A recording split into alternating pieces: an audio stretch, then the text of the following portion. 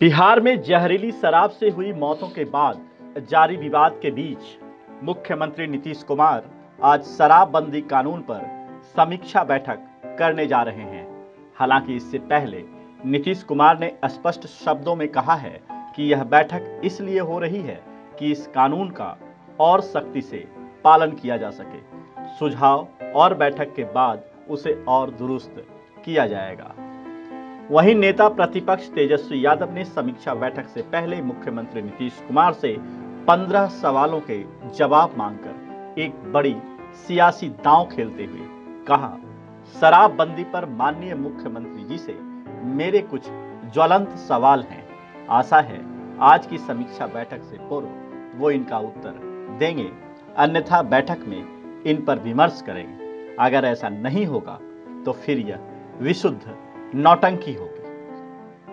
तेजस्वी ने पहला सवाल किया है कि मुख्यमंत्री को यह स्पष्ट करना चाहिए कि वो शराबबंदी पर आज कौन सी नंबर की समीक्षा बैठक कर रहे हैं। क्या यह 1100वीं समीक्षा बैठक है? दूसरा सवाल उन्होंने किया है कि विगत 6 वर्षों में शराबबंदी पर की गई पूर्व की हजारों समीक्षा बैठकों का क्या परिणाम निकला।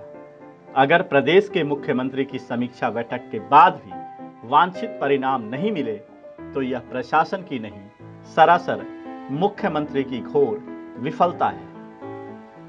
अगला सवाल उन्होंने करते हुए कहा, मुख्यमंत्री शराबबंदी के नाम पर लाखों गरीबों दलितों को जेल में डाल चुके हैं, लेकिन वो बताएं कि अब तक उन्होंने शराब की पूर्ति करने वाले कितने माफिया, कारोबारी, तस्करों और अधिकारियों को जेल भिजवाया है। अगर नहीं तो क्यों? क्या यह कानून गरीब पर ही लागू होता है? चौथा सवाल उन्होंने किया है कि नीतीश सरकार शराब माफिया के साथ मिली भगत के चलते न्यायालय में साक्ष्य प्रस्तुत नहीं करती, जिससे एकाध माफिया जो पकड़ाया जाता है उसे बरी होने में आसानी होती है। मुख्यमंत्री अगर शराबबंदी को लेकर गंभीर है तो वो बताएं, शराबबंदी के कितने मामलों में हारने के बाद बिहार सरकार ने सर्वोच्च न्यायालय में अपील की। अगला सवाल उन्होंने किया है कि मुख्यमंत्री जी बताएं, शराबबंदी के नाम पर आज तक कितने डीएसपी और एसपी स्तर के अधिकारी बर्खास्त हुए हैं। क्या शीर्ष पुलिस अधिकारी शराबबंदी के प्रति जवाबदेह नहीं है? आगे उन्होंने कहा कि बताएं, शराबबंदी के नाम पर वो सिर्फ सिपाहियों को ही क्यों निलंबित करते हैं? निलंबित करने के बाद उन्हीं 80% सिपाहियों को दोबारा बहाल क्यों करते हैं? अगर उन अधिकांश सिपाहियों की कोई गलती नहीं होती तो फिर आप उनके निलंबन का नाटक क्यों रचते हैं? क्या इसलिए कि शीर्ष अधिकारी बच जाएं और सिपाहियों को निलंबित कर कुछ समय तक मामला ठंडा कर दिया जाए? जबकि 7वां सवाल उन्होंने करते हुए कहा कि मुख्यमंत्री जी बताएं, शपथ लेने वाले अधिकांश पुलिसकर्मी और जेडीयू नेता शराब क्यों पीते हैं? अगला सवाल उन्होंने किया है कि मुख्यमंत्री जी अगर शराबबंदी को लेकर आप गंभीर हैं तो हमारे द्वारा सदन में साक्ष्य प्रस्तुत करने के बाद मंत्री राम सूरत राय और उनके भाई के खिलाफ कार्रवाई करने में आपके हाथ क्यों कांप गए? आप वाइस्ट और सेलेक्टिव अप्रोच के साथ शराबबंदी करने की सोच भी कैसे सकते हैं? आगे उन्होंने कहा, हम शराबबंदी में सहयोग करते हैं, साक्ष्य प्रस्तुत करते हैं, तो आप कार्रवाई करने के बजाय सदन में बैठे बैठे मास्क के अंदर मुस्कुराते हैं। आपके लिए शराबबंदी नहीं, कुर्सी महत्वपूर्ण है कि नहीं? 10वां सवाल उन्होंने किया है कि आपके राष्ट्रीय अध्यक्ष के करीबी जेडीयू के वरिष्ठ नेतागण, सीतामढ़ी के उपाध्यक्ष, नालंदा के प्रखंड अध्यक्ष सहित श्याम बहादुर सिंह जैसे अनेक विधायकों और आपके करीबी नेताओं के हमने साक्ष्य और वीडियो आपके सामने रखे। जनता को प्रवचन देने से पूर्व आप यह बताएं, उनके विरुद्ध आपने क्या कार्रवाई की? कई ईमानदार अधिकारियों के द्वारा आपके नेताओं के विरुद्ध कार्रवाई करने पर आपने उन अधिकारियों को ही हटा दिया। यही आपकी शराबबंदी को लेकर प्रतिबद्धता है।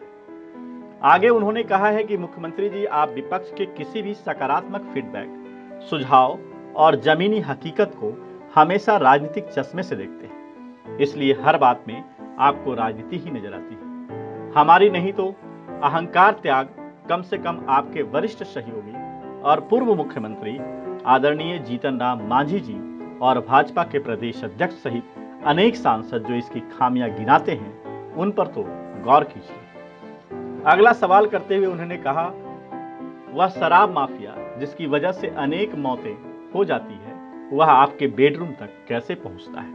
उसके चुनाव जीतने पर आपकी पूरी पार्टी उसे बधाई देने पहुंचती है। यह संबंध क्या कहलाता है? आगे वह कहते हैं कि विगत 15 दिनों में विभिन्न जिलों में जहरीली शराब से हुई 65 मौतों का दोषी कौन है?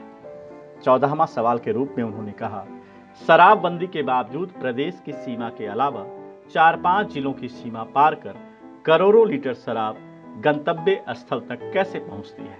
क्या आपके कथन अनुसार शासन प्रशासन में सिवाय आपको छोड़ सब लोग ही गड़बड़ हैं? और अंतिम सवाल उन्होंने करते हुए कहा, अगर बिहार में कथित लाखों लीटर शराब जब्त हुई है तो वह प्रदेश के अंदर कब, कैसे और क्यों पहुंची? इसमें किसका दोष है या किसकी विफलता है?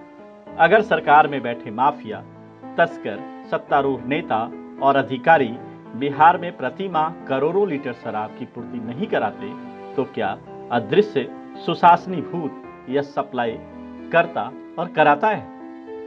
तेजस्वी यादव ने सवाल के अंत में कहा, मुख्यमंत्री जी, दिखावटी समीक्षा बैठक से पूर्व आपको गहन आत्मचिंतन, मनन और मंथन की जरूरत है। तब तक आप स्वयं की तथा खुले मन से शासन और प्रशासन की गलतियां स्वीकार नहीं करेंगे, तब तक ये बैठकें एवं शराबबंदी अन्य दिनों की भांति सामान्य रूप से चलती रहेगी और इनका कोई अपेक्षित परिणाम सामने नहीं आएगा। अब देखना बड़ा दिलचस्प होगा कि मुख्यमंत्री नीतीश कुमार आज शराबबंदी की समीक्षा बैठक में कौन सा अहम दिशा निर्देश देते हैं। कहीं ऐसा न हो कि फिर वही बात कि दोषियों को बख्शा नहीं जाएगा, हमारी पुलिस शराब माफियाओं को छोड़ेगी नहीं, थाना स्तर पर स्पेशल टीम बनेगी, छापेमारी होगी, स्पिरिट ट्रायल होगी। यदि यही घिसी पीटी आदेश आज भी होता है तो समझ लीजिए कि यह बैठक भी महज एक खाना पूर्ति ही है। पटना से लाइव इंडिया के लिए अजीत के साथ अनिरुद्ध की रिपोर्ट।